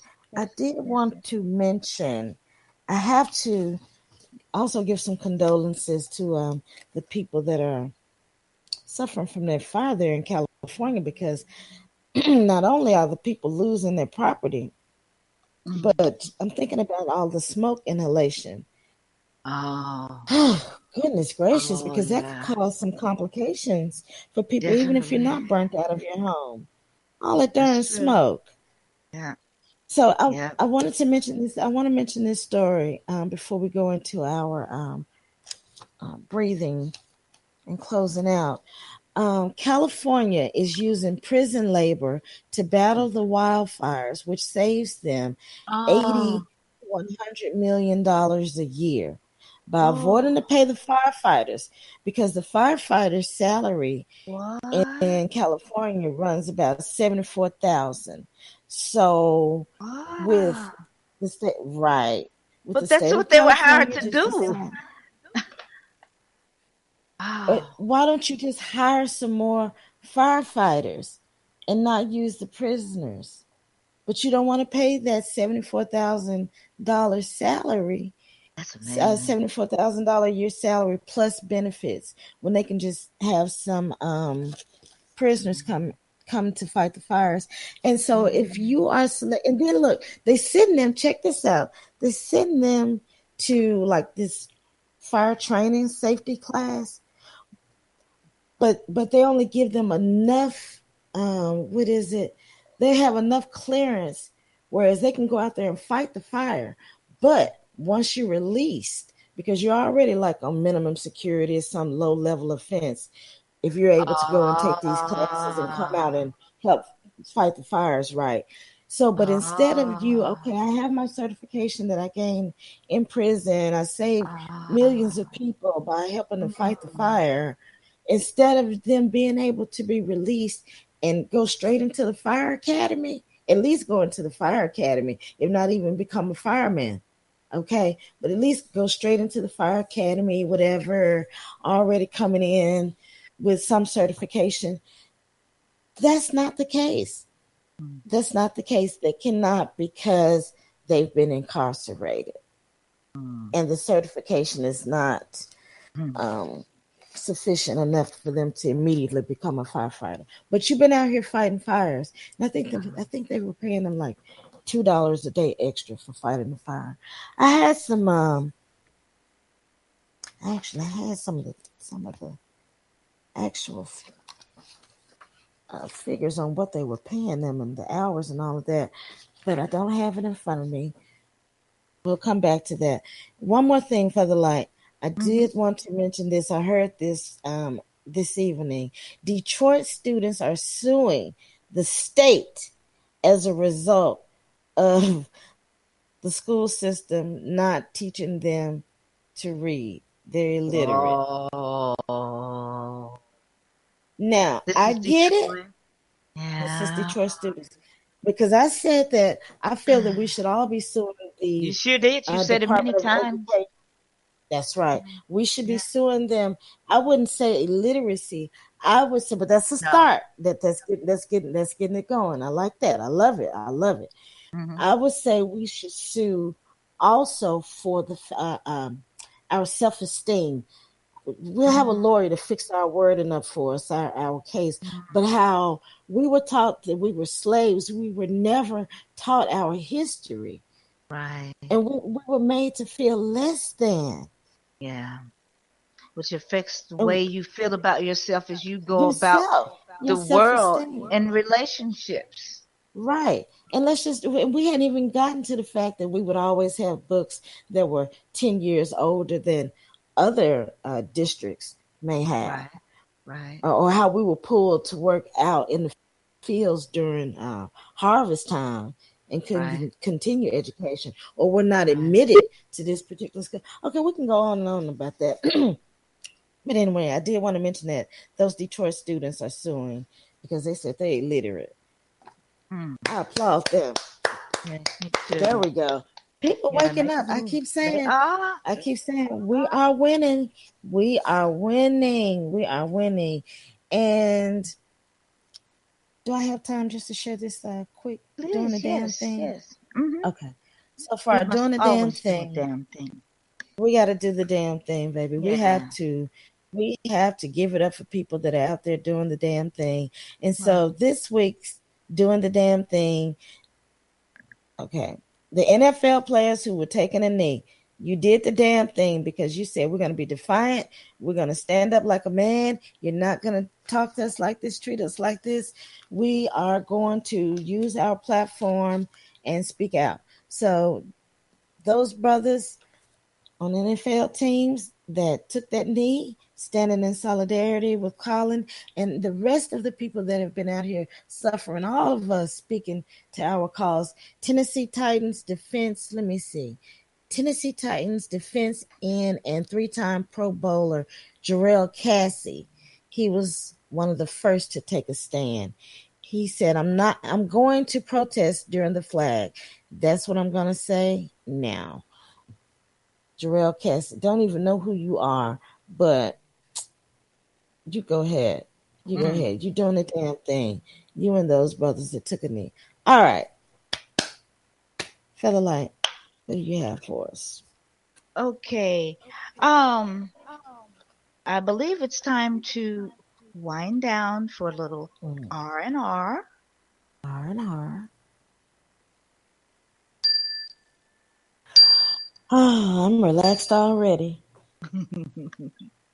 Okay, that is our chime to let us know that it's time to cool down, R&R, and we will practice pranayama, yoga, and qigong tonight. And again, we will do practices that can be done while sitting. Okay, so let's begin. Sit comfortably in a chair with feet flat on the floor and relax. Relax your eyes. Relax your brow. Relax your throat. Sit up tall. Lift your chest slightly so that you align your shoulders with your ears. And look straight ahead and drop your chin slightly so the back of your head is aligned with your spine. You've got a straight line for energy flow.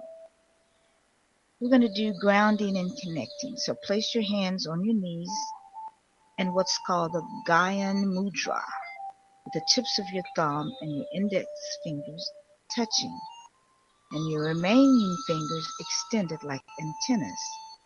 Your palms will be either down to the earth for grounding or palms up toward the sky for connecting with your higher self. So we're going to have our palms up tonight because we want to connect. So palms up, your tips of your thumb and index finger touching. Close your eyes and just breathe in and out your nose. Just breathe. Focus on your breath. The Gaian Mudra symbolizes the union of self with the universe, the unification of one soul and the Supreme Soul. The thumb symbolizes the Supreme Soul, and the index finger refers to the practitioner's soul. Practicing this mudra helps the practitioner to eliminate negative forces and focus on attaining true knowledge. It promotes proper flow of your prana, your chi. It's good for indigestion. It addresses sleeping disorders, improves your focus, enhances your memory power, relieves and prevents stress and anger. So follow your breath as it enters your nostrils, goes down your relaxed throat, past your relaxed chest, and into your core, your lower abdomen. Notice how your abdomen balloons out as you inhale and flattens towards your spine as you exhale. Become aware of your breath and connect with it.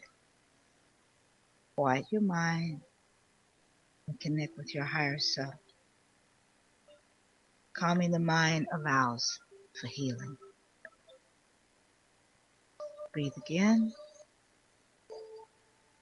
Now we're going to do what's called painting with light. Place both hands on your thighs, palms down. Inhale and raise your hands up to chest level with fingers pointing down toward the earth. And exhale and bring your hands back down slowly with your fingers pointing toward the sky, as if you're doing a stop sign. But don't let your hands rest on your thighs. Instead, keep it flowing as if you're painting a wall and your hands are the brushes. So inhale up the wall, exhale down the wall. Inhale up the wall, exhale down the wall. Now when you exhale, say, ah.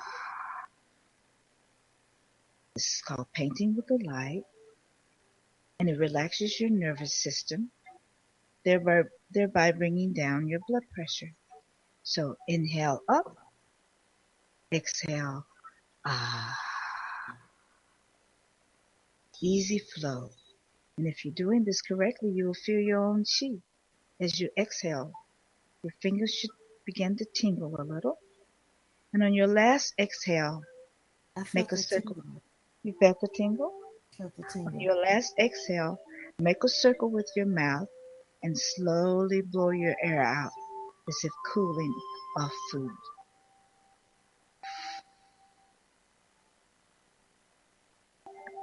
And bring your hands down and rest on your thighs. And what we're going to do tonight, since we have a little time, we're going to smooth out our chi.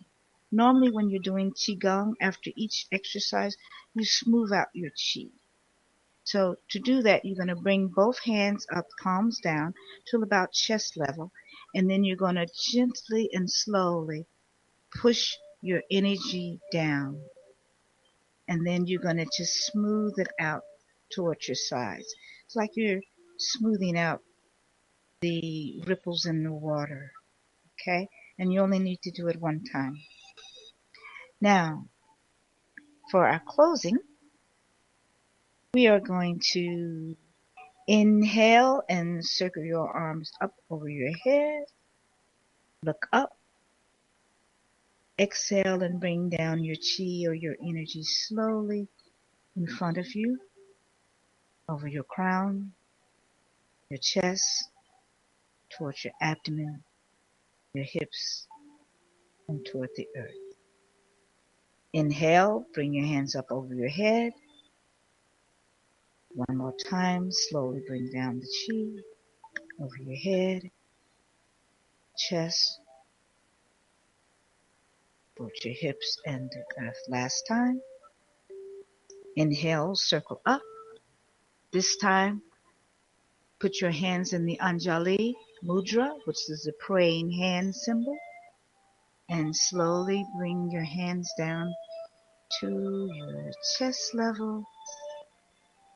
Smile, nod, and repeat after me.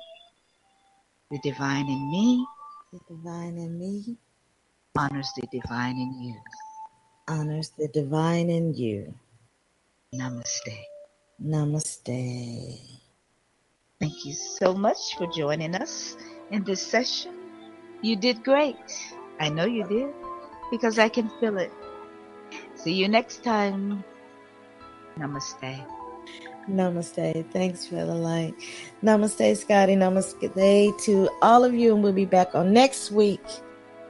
Have a wonderful, prosperous, beautiful, beautiful week. Namaste, Otis. Namaste, Otis.